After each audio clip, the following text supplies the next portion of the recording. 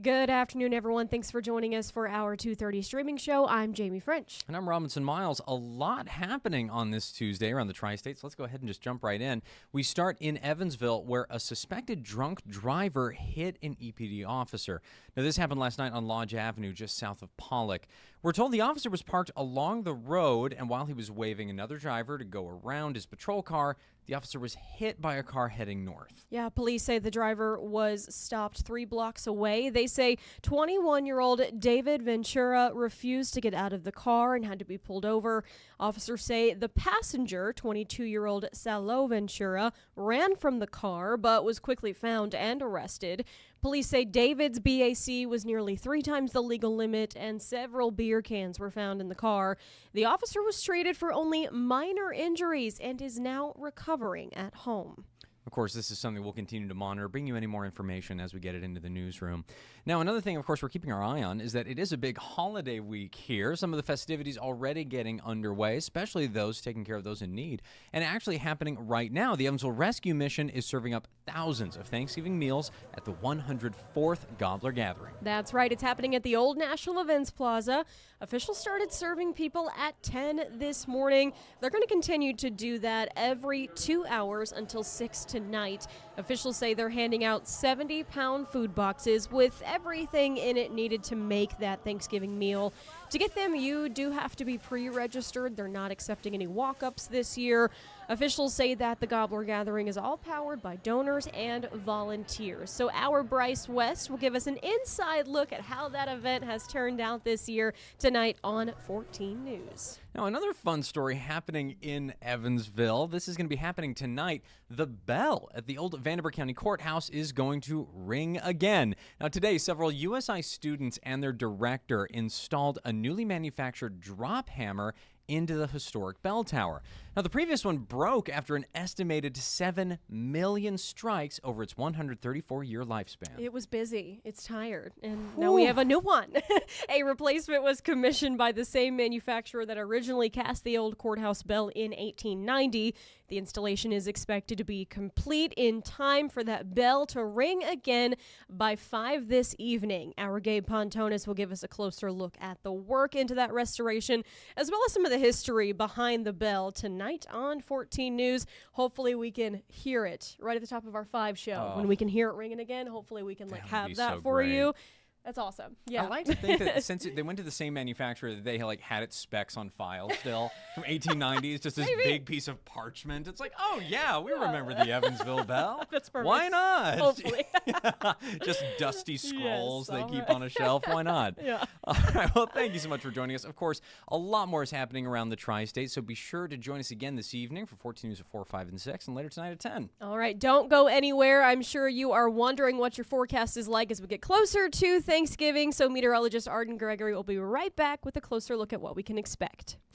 Stay informed on your local news and weather throughout the day by watching the 14 First Alert streaming shows. At 8:30 a.m., get your First Alert forecast to plan the day ahead and catch up on the news that happened overnight with the 14 News Sunrise team. In the afternoon, get the latest headlines, forecasts, and a preview of the stories we're working on with the 14 First Alert streaming show at 2:30. And get an in-depth look at the 14 First Alert forecast so you're ready for the next big thing with the 14 First Alert weather show at 9 p.m. Watch the 14 First Alert streaming show that fits your schedule and works best for you. Streaming on your phone by downloading the 14 News app and the 14 First Alert weather app. On your smart TV by using the 14 News streaming app. And stream anytime on Facebook, YouTube, or on 14news.com. Stay connected and stay informed by watching the 14 First Alert streaming shows on your favorite streaming devices.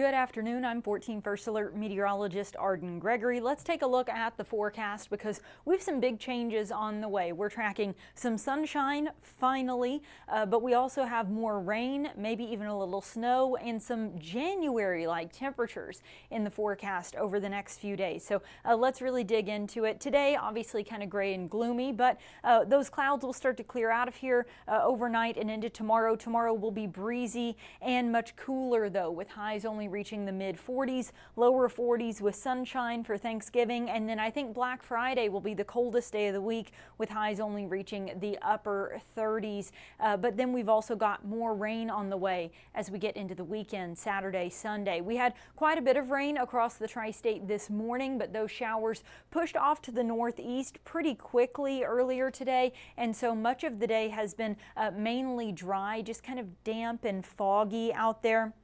Right now we've got a few sprinkles out in Gallatin and Union as well as down in Muhlenberg County. Most of the tri-state is dry though, and that'll be the trend through the rest of the day today. A few hit or miss showers are possible, but it's just going to be a little bit of light rain, and that'll be possible through this afternoon and evening and even into the night tonight. Even when it's not raining, we'll still have those low clouds. It'll be kind of foggy and damp, but then we've got changes on the way. The clouds and any chance of rain push off to the east as we go through the night tonight. Tomorrow we'll still have a few passing clouds, but we'll finally see at least some sunshine through the day tomorrow. One thing you may have noticed though, as the clouds move out, the wind picks up. It will be very breezy throughout the day tomorrow with kind of a mix of sun and clouds on and off throughout the day. We have more clouds overnight Wednesday night into early Thursday morning, but I don't think we'll see any rain from that. And then we'll have those clouds clearing out of here pretty early in the day on Thursday. And in general, Thanksgiving does look mostly sunny, but we still have that chilly wind coming in from the northwest. So we will have some very chilly temperatures in the forecast through the next few days. For today, we're sitting in the upper 50s to low 60s. We've just been kind of hanging out in the mid to upper 50s pretty much all day long. It's 58 right now in Evansville and Newburgh, 59 in Henderson and Owensboro. Madisonville is at 60. We may see those temperatures climb just another degree or two this afternoon, but most of us are going to top out pretty close to where we are right now, somewhere in the upper 50s to right around 60 degrees. Then we will start to gradually drop back through the 50s this evening. Notice a few sprinkles still possible through this evening and even into the first part of the night. Then as the clouds and the rain start to move out, that's when the wind really starts to pick up. So as the rain moves out, the wind moves in. It will become breezy as we go through the night tonight, but because that wind is coming from the west-northwest, it's also pulling colder air into the tri-state, so our temperatures will only make it into the, or will drop back into the upper 30s, I should say, tonight, and then tomorrow will only make it into the mid-40s. So Wednesday we'll have kind of a mix of sun and clouds, breezy and colder with winds from the west-northwest around 10 to 20 miles an hour consistently, but we'll have some gusts over 30 miles an hour tomorrow. In fact, it's going to be windy enough that they have issued high wind warnings and wind advisories across much of the northern plains and stretching down into the Midwest, including right here at home. We're on kind of the southern edge of that wind advisory, but Wayne, Edwards, Wabash, Gibson, and Pike counties are all under a wind advisory until 3 o'clock Wednesday afternoon. So it's going to become windy overnight tonight, be very breezy through most of the day on Wednesday. Then as we start to get into Wednesday evening, the winds die down, and really by Thursday it won't be nearly as windy, but it'll still be plenty cold. Thanksgiving Day will be sunny but chilly with highs only reaching the lower 40s, and as I said, I think Black Friday will be even colder, starting the day in the low 20s if you're going to be out shopping early Black Friday, and then we only make it into the upper 30s that afternoon. But Friday will still be mostly sunny. Now clouds roll in Friday night as our next weather maker starts to come in from the west. Saturday may start out dry first thing in the morning, but as we go through the day, rain and maybe even a few snowflakes push in from the west. I really think this will be mainly rain, but it is possible a few snowflakes could mix in first thing as that rain is starting to push in Saturday. It may be just cold enough to see a few snowflakes, but really the dividing line is going to be north of us. If you are traveling for the holiday, places like Chicago, maybe even up around Indianapolis, will be getting snow from that system this weekend, whereas the tri-state and areas to our south will be getting rain. The best chance of rain looks like it's going to be Saturday night, and then that rain carries over into Sunday morning as this low pressure system and cold front pass through the tri-state. And then that works its way off to the east, but we don't really clear things out even into Monday of next week. Notice it's still mostly cloudy. We could get a few sprinkles or flurries still lingering behind. Then it looks like there's another weather maker coming in Tuesday of next week, but I think that one will pass mainly to our south. So much of the tri-state may end up staying dry. Let's talk for a moment about travel. If you are going to be hitting the roads or flying over the next few days, the rain that moved through here this morning is now off to the east, but there is a storm system way up north up in Minnesota right now. As that pushes eastward, it is going to likely bring some travel delays as they are getting quite a bit of snow up around the Great Lakes tomorrow. So keep that in mind if you're traveling north tomorrow.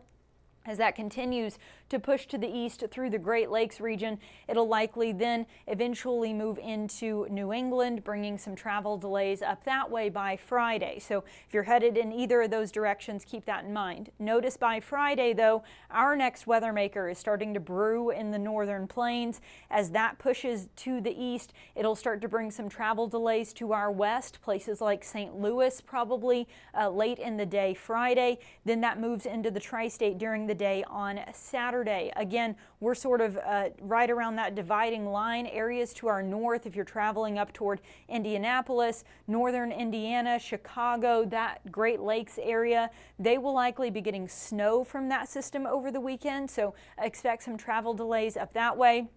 Here at home, I think it'll mainly just be rain, but then farther south, notice some greater travel delays there as well, stretching from Memphis down toward Houston.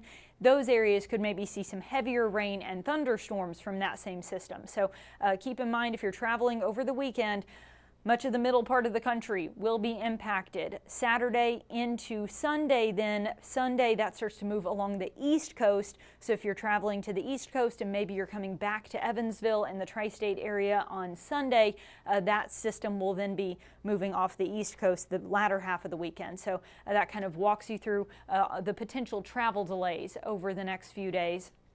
Again, mix of sun and clouds, breezy, highs in the mid-40s tomorrow, lower 40s with sunshine on Thanksgiving. Very cold if you're going Black Friday shopping. Lows in the low 20s first thing that morning as the stores are opening up. Then we'll only make it into the upper 30s that afternoon. Clouds roll in late in the day Friday, and then we've got rain mainly Saturday afternoon through Sunday morning. Again, a few snowflakes could mix in. Don't be shocked if you see a snowflake over the weekend, but odds are it will be mainly rain, and even if there is some snow mixed in, it's not going to stick. We should be just fine as far as that's concerned. Different story up north, though, so keep that in mind if you're traveling. Early next week, notice we keep the chilly temperatures going. We're still only looking at highs in the upper 30s to low 40s. Normal highs for this time of year are in the low 50s. So we're going to be running about 10 degrees cooler than average through most of the next 7 days. These temperatures are more typical of the end of the year, maybe even into January, late December into January. That's where you would typically see this kind of cold. Late November is usually chilly, but not quite this chilly. So have those winter coats ready to go over the next few days. Looking at the extended outlook, it does seem like the trend of slightly below average temperatures will continue, with even colder weather to our north and then warmer than average temperatures to our south. We're also expecting near average precipitation as we get into the first few days of December, with some rainier conditions to our southeast. In fact, those areas are actually outlooked for potential heavy rain as we get into Tuesday, Wednesday of next week. That's that next system I mentioned, but I do think that will largely stay south of the tri-state. So I do have that 20% chance of rain put on Tuesday, as we could maybe catch the northern end of that, but I really think most of it's going to stay to our south. And again, they are outlooked for cold and heavy snow once more to our north again as we get into next week. So very busy weather week across the U.S. over the next few days, especially if you're traveling up toward the Great Lakes. They are expecting quite a bit of snow that way. Here at home, like I said, our sort of next big thing that we're tracking is that chance of rain Saturday into Sunday. Maybe a few snowflakes, but nothing that's going to stick. And then another weather system moving through Tuesday into Wednesday of next week. But again, I think that one will stay mainly south of us, so I'm not real concerned about it. It'll most likely hit places like Tennessee harder than it would hit us. I'm not seeing any questions. Oh, I'm sorry, Zach has a question. Is Evansville likely to get plain old rain this weekend instead of thunderstorms? Yes, Zach. I would expect this would be mainly just rain. Like I said, I think we'll see some thunderstorms down to our south, places like Tennessee, down into Arkansas. They'll probably get some thunderstorms. Areas to our north will get snow, but we're sort of in the sweet spot right in the middle where we're going to get rain, but nothing that should be too terribly impactful. No thunderstorms, no snow, just rain. If a few snowflakes do mix in, they're not going to stick. So overall, this will be fairly low impact for us, but still something to keep in mind, especially with a lot of folks traveling and whatnot for the Thanksgiving weekend. This could still end up being impactful, especially if you're traveling outside of the tri-state.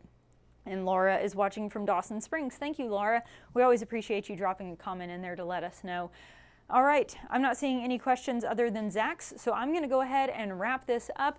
Obviously, Jeff Lyons will be here tonight with your forecast at 4, 5, 6, and 10, and he will be able to answer any questions you have on the First Alert Weather Show streaming tonight at 9. So if you had a question and I didn't get to it, go ahead and tune back in at 9 o'clock tonight and ask it for Jeff. All right, everybody have a great rest of your day.